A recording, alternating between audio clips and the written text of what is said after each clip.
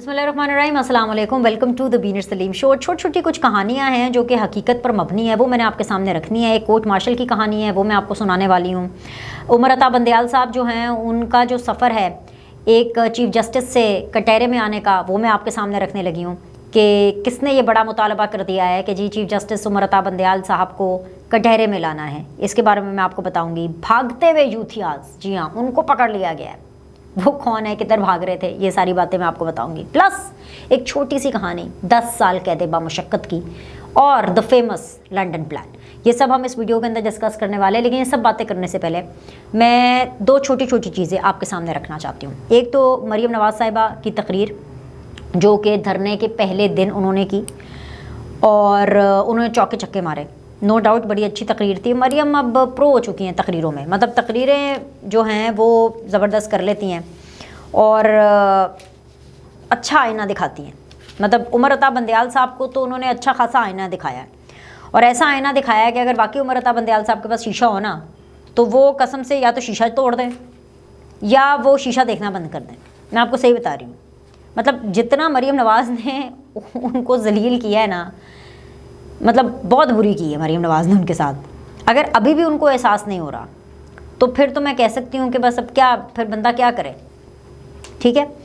दूसरी चीज़, बिलावल भुट्टो की तकरीर। बिलावल भुट्टो की वो तकरीर जो कि पार्लियामेंट के फ्लोर पर है, और बिलावल की भी हर तकरीर जो वो पार्लियामेंट में करते हैं वो ऐसी होती है कि वो सियासत के तालिब इल्मों को सुननी चाहिए और उनको देनी चाहिए, ताकि उनको पता हो कि modern day politician and a young politician वो कैसे होते हैं, कितनी क्लैरिटी उनमें होती है, वो क्या बातें करते हैं। दोनों तकरीरें जो हैं बड़ी इंपॉर्टेंट थी। दोनों तकरीरों का बहुत ही स्ट्रॉन्ग और इम्पॉर्टेंट मैसेज था। मैसेज क्या, बल्कि आप ये कह लें कि दोनों तकरीर ने ये बता दिया कि आने वाले दिनों में क्या होने वाला है या चंद घंटों में क्या होने वाला है।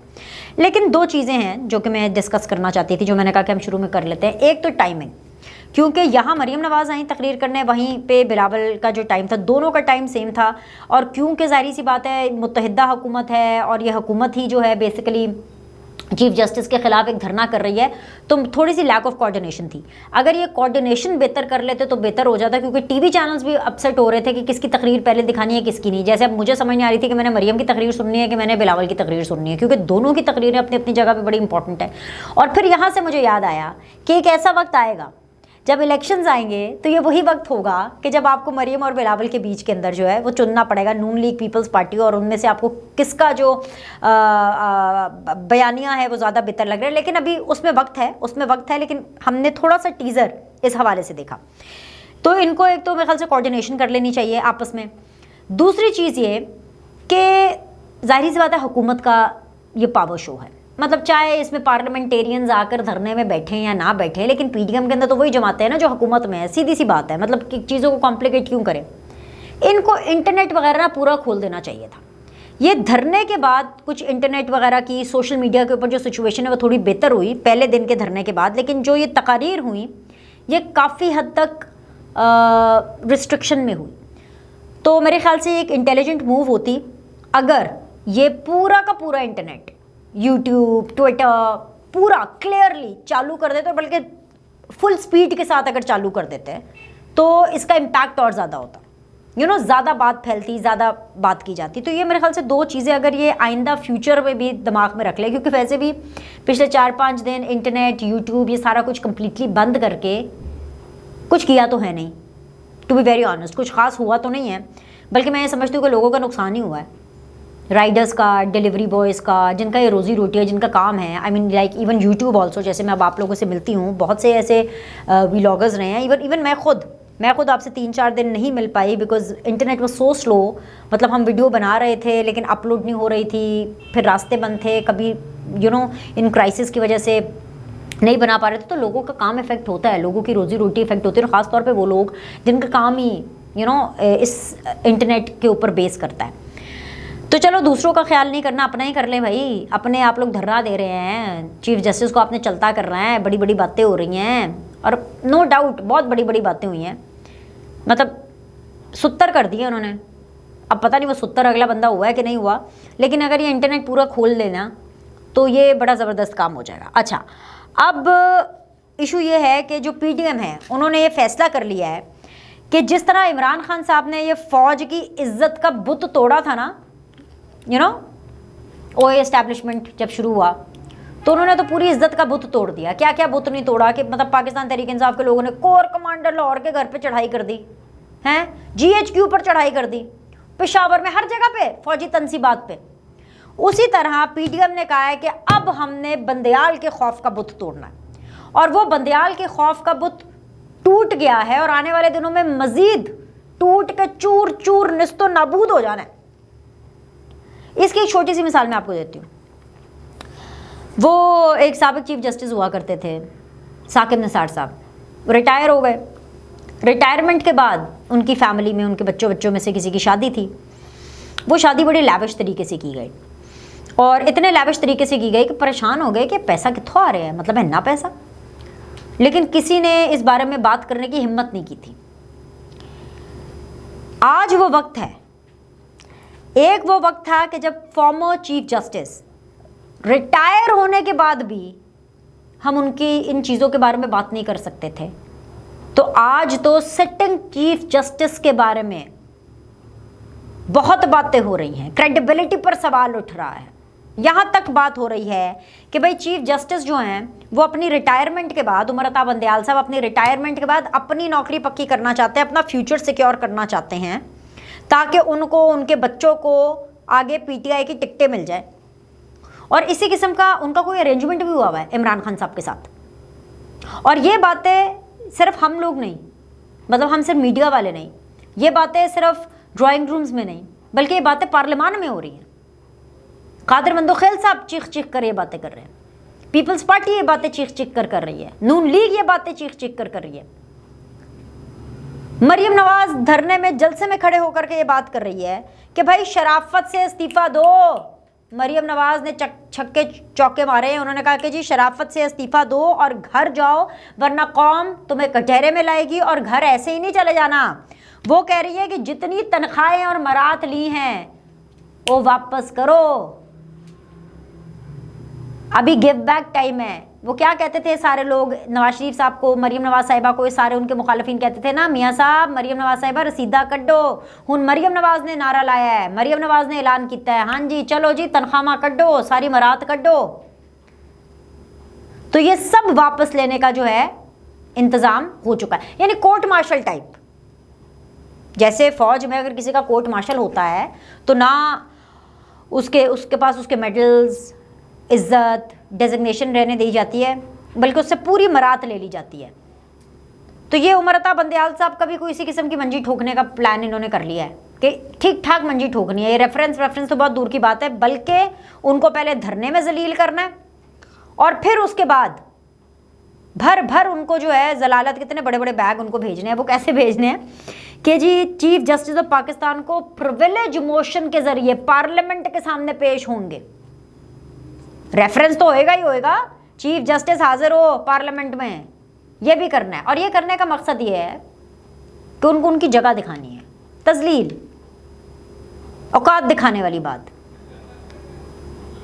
कि भैया आप क्या कर रहे हैं। उधर से बिलावल की सुन ले। बिलावल की खैर काफ़ी अच्छी तकरीर थी, लेकिन एक छोटी सी चीज़ उनकी तकरीर से एक पार्ट मैं आपको पढ़ के बता देती हूँ, वरना बाकी आप जो तकरीर है वो खुद सुने, उससे आपको पता चल जाएगा कि क्लैरिटी कितनी है। और उमर अता बंदयाल साहब जो हैं वो अपने जुडिशल कोर्ट मार्शल से नहीं बच सकेंगे, सवाल ही पैदा नहीं होता। बिलावल भुट्टो ने कहा है कि होना तो ये चाहिए था कि आपको देखकर अच्छा लगा, good to see you remember, के बजाय अदालत को अस्करी जमात की मजम्मत करनी चाहिए थी, दहशतगर्दी की मजम्मत करनी चाहिए थी। खान साहब को मौका फराहम करना चाहिए था कि आप फैसला करो कि आप सियासी जमात हो या दहशतगर्द तंजीम हो। अगर वो सियासी जमात है तो फिर आप सियासी जमात के तौर पर उसके साथ रवैया रखें।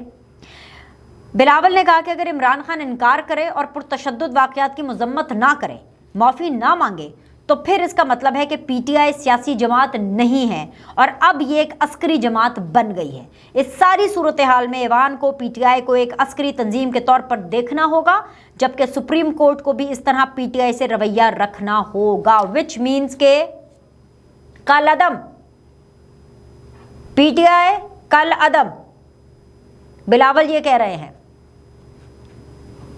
पीछे पीछे मरियम भी हम आवाज़ हैं, पूरी की पूरी PDM हम आवाज़ है। और सिर्फ यही नहीं बल्कि 10 साल कैद बामुशक्कत। जी हाँ, किस चक्कर में 10 साल कैद बामुशक्कत इमरान खान साहब को होने वाली है कि बगावत के मुकदमे उनके ऊपर दायर किए जाएंगे। बगावत का जो कानून है वो लगाया जाएगा इमरान खान साहब के ऊपर और उनको 10 साल जेल में रखा जाएगा। अच्छा, अब ये बातें क्योंकि हमें पता है और ये बातें क्योंकि अब पार्लियामेंट में हो रही हैं, अभी इशारों किनारों में हो रही हैं, ठीक है, और हमें ये भी पता है कि उनको कलअदम करने वाले हैं, तो इमरान खान साहब का ये तरीका है कि जब उनको पता चल जाता है कि ये चीज़ होने वाली है, वो पहले से लोगों का माइंड बनाना शुरू कर देते हैं। अब इमरान खान साहब ने जो उसकी तस्वीर कशी की है, जो माइंड बनाया है, वो भी मैं आपको बताती हूँ, लेकिन उससे पहले मैं आपको 2 चीज़ें और बता दूँ। एक चीज़ ये कि कुछ यूथियाज जो हैं जिन्होंने कोर कमांडर लाहौर के घर पर हमला किया, वो एयरपोर्ट से भाग रहे थे, फ़्लाइट पे जा रहे थे अब्रॉड, कोई यूरोप, कोई लंदन, कोई दुबई, हैं, तो उनको पकड़ लिया। अब भाई अगर जलाया है, जलाओ की घिराव किया है, पाकिस्तान की जो फ़ौज है उसकी तनसीबात को नुकसान पहुंचाया, और फ़ौज की तनसीबात को भी एक तरफ, वो कोर कमांडर लाहौर का घर जो कि जिन्ना हाउस है उसको अगर नुकसान पहुंचाया है, जो कि अलामती तौर पर उसकी बड़ी इंपॉर्टेंस है, तो फिर डट के खड़े रहो ना। वैसे तो आप लोगों को ये बताते हैं कि डट के खड़ा है कप्तान है, तो ये कैसे सपोर्टर हैं जो डट के नहीं खड़े? खून नसरे ने तो भाई उनको पकड़ लिया गया है गर्दनों से, चलो चलो वापस, कहीं नहीं जा सकते। तो ये फुल टाइम उनके ऊपर कार्रवाई। दूसरी तरफ ये कि court martial corps commander Lahore की भी हम ये बाज़गश्त सुन रहे हैं। इंक्वायरी का हमने सुना, इंक्वायरी का मुतालबा भी हुआ, इंक्वायरी हो भी रही है कि भाई क्योंकि कोर कमांडर लाहौर के घर में चिड़िया जो है वो पर नहीं मार सकती उनकी इजाज़त के बगैर। तय होया कीजिए, क्या इन्होंने खुद करवाया है, क्या ये मिले हुए थे? तो भाई इंक्वायरी का मुतालबा हुआ, ना सिर्फ मुतालबा बल्कि इंक्वायरी शुरू हो गई। दरवाजे खोल करके ऐसे कैसे गुफ्तगू कर रहे हैं जी जैसे कि ये PTI के खुद कारकुन हो और जैसे कि उनको फैसिलिटेट किया जा रहा है। तो भाई ये जो बात है ना, ये भी उधर कोर कमांडर लाहौर के कोर्ट मार्शल की तरफ जा रही है, क्योंकि एक दफ़ा तो फ़ौज के अंदर भी ऑपरेशन क्लीन अप होना पड़ेगा, क्योंकि इमरान खान ने जो दुर्गत बनाई है ना फ़ौज की, वो फ़ौज खुद अपने गिरबान में झांक के देख रही है कि ये हो क्या रहा है। फ़ौजी जो है वो खुद शीशा नहीं देख पा रहे कि इमरान खान ने साजनाल किता की है। वो अक्सर कहते हैं ना बड़े बुजुर्ग कि जब आपका दोस्त आपका दुश्मन बनता है ना, तो बड़ा ख़तरनाक दुश्मन बनता है। इमरान खान ने ये काम किया फ़ौज के साथ। अब देखिए, दोनों की यारी है, दोनों जो चाहे मर्जी करें, हम कौन होते हैं बोलने वाले। लेकिन मुझे इसलिए फ़र्क पड़ता है और हमें इसलिए फ़र्क पड़ता है क्योंकि फ़ौज पाकिस्तान की फ़ौज है और पूरी दुनिया के अंदर जो उसका मजाक उड़ाया गया, भारतीय मीडिया पूरा चीख चीख के बोल रहा है कि भाई पहले तो चड्डी बड्डी होते थे, same page same page same page, ये तो पाकिस्तान की फ़ौज जो है उससे डराया करती है पाकिस्तान भारत को, तो जो पाकिस्तान की फ़ौज है वो PTI के सामने कुछ नहीं कर पाई, तो बड़ी बेइज्जती बड़ी हो रही है। और ये बेइज्जती ना ये बहुत महंगी पड़ने वाली है इमरान खान को और पाकिस्तान तहरीक इंसाफ के सपोर्टर को। तो जो भागते यूथियाज है ना, उनको पकड़ लिया है। वहाँ से जो कोर कमांडर लाहौर है उसके ऊपर भी अभी जो है इंक्वायरी वगैरह वो है वो सारी होने वाली है। अब आ जाइए इमरान खान साहब के बयानिए पर। अब इमरान खान साहब को जब अपना मुस्तकबिल सामने नज़र आ रहा है कि सियासत बंद, जेल पक्की, 10 साल सामने लिखे हुए नज़र आ रहे हैं, क्योंकि पहले प्लान था 10 साल हुक्मरानी करनी है लेकिन इतनी काबिलियत नहीं थी, तो अब 10 साल जेल का प्लान है। तो भाई इमरान खान साहब ने ये सारा मलबा नवाज शरीफ पर डाल दिया। इमरान खान साहब कह रहे हैं कि जी लंदन प्लान, ओ सर जी लंदन ही छेगा कौन है, खाली एक कल्ला नवाज शरीफ ही ना, बाकी सारे तो इत्थे बैठे ने। आसिम मुनीर साहब पाकिस्तान में, बिलावल पाकिस्तान में, आसिफ अली जरदारी साहब पाकिस्तान में, शहबाज शरीफ साहब पाकिस्तान में। लंदन में क्या ये जो लंदन प्लान है नवाज शरीफ ने और जो किंग चार्ल्स ने बैठ के बना लिया था आपस में। तो खैर अब उन्होंने ये मंजर अपना बेचना शुरू कर दिया इमरान खान साहब ने। इस मंजर का कोई फ़ायदा नहीं होना क्योंकि कोई रियायत इनको मिलनी कोई नहीं है, ठीक है। लेकिन जो वो इसमें तड़का लगा रहे हैं ना इमरान खान साहब अपने पास से, वो तड़का ये लगा रहे हैं कि जी बुशरा बेगम को जेल में डालकर मेरी तजलील की जाएगी। बुशरा बेगम को जेल में तो डाला जाएगा लेकिन तजलील करने के लिए नहीं सर। वो इसलिए क्योंकि अगर बुशरा बीबी के अगर क्या बल्कि ऑब्वियसली जो अल कादिर ट्रस्ट है उस जो वो पूरा केस है उसके ऊपर जो साइन है वो बुशरा बीबी के हैं। तो अगर वहाँ पर सबूत हैं और उन तमाम मुकदमात में अगर सबूत हैं जिनमें बुशरा बीबी का नाम आता है और अगर ये साबित हो जाता है कि जी Bushra Bibi is the culprit और द बेनिफिशरी, तो फिर तो सज़ा होगी। लेकिन इमरान खान साहब को तजलील करने के लिए नहीं, लेकिन वो उसका तड़का लगा रहे हैं ना जान के, ताकि उनके जो कारकुनान हैं उनको तीली लगाई जाए और फिर वो पटाखे बने, फिर वो फूटे जगह जगह जाके। और खान साहब को तो कोई फ़र्क नहीं पड़ता, क्योंकि जो भुगतना है वो तो कारकुनों ने भुगतना है ना। इमरान खान साहब को क्या होगा, जेल चले जाएंगे, कल खत्म हो जाएंगे, बस और क्या होगा। ठीक है ना। तो भाई ये ढेर सारी चीज़ें जो हैं ये सामने हैं, और ये ऐसा कोई नहीं है कि ये कोई अगले 5 साल का प्लान है। ये सब चीज़ें, कोर्ट मार्शल हो या उमर अता बंदयाल पार्लियामेंट के कटहरे में हो, या उमर अता बंदयाल से मरात वापस ली जाए या उनकी तनख्वाहें वापस ली जाए, या कोर्ट मार्शल हो कोर कमांडर लाहौर का, या इमरान खान साहब को 10 साल कैद बामुशक्कत हो, या PTI जो है वो बैन हो, ये सारी चीज़ें जो हैं ये पिक्चर का क्लाइमैक्स चल रहा है। और ये क्लाइमैक्स जो है ना छोटा सा ही होता है, और छोटे से क्लाइमैक्स में बड़ी बड़ी चीज़ें हो जाती हैं। तो ये सारी चीज़ें जो है इस क्लाइमैक्स में होंगी। लाइक करें, सब्सक्राइब करें। आपसे अगले द बीनर सलीम शो में मिलते हैं।